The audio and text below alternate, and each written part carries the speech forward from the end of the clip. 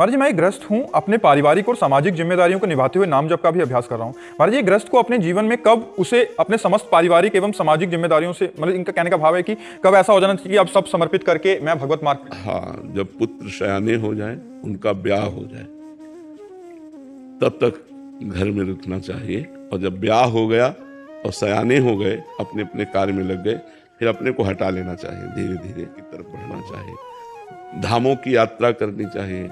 महीना 2 महीना धाम में रुक गए, फिर 10-5 दिन घर में रुक गए, फिर धाम में रुक गए। मतलब मोह धीरे धीरे नष्ट करना चाहिए। और चौथी अवस्था, जो वृद्धावस्था कही जाती है, ये परिवार से अलग होकर व्यतीत करनी चाहिए। तो उसे जो सन्यासियों का मार्ग है ना, सन्यासियों के मार्ग से जो गति प्राप्त होती है, उस गृहस्थ को वही गति प्राप्त होती है जो सन्यासियों। क्योंकि हमारे सनातन धर्म में 4 आश्रम हैं। पहला है ब्रह्मचर्य आश्रम, दूसरा है गृहस्थ आश्रम, तीसरा है वानप्रस्थ आश्रम और चौथा है संन्यास आश्रम।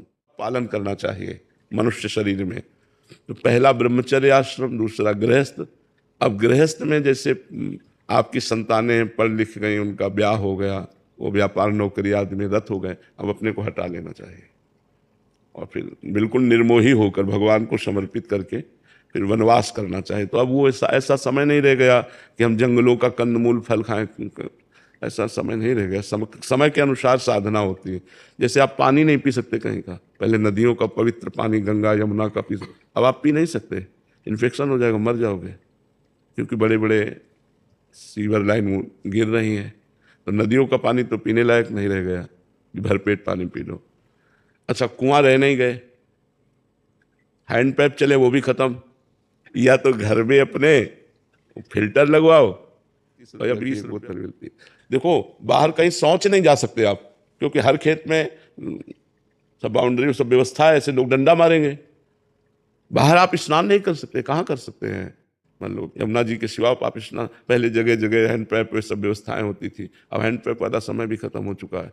तो अब है व्यवस्था ये कि धाम में जाओ, एक कमरा ले लो, अटैच लेटरिन बाथरूम हो और खान पान की व्यवस्था वैसा है।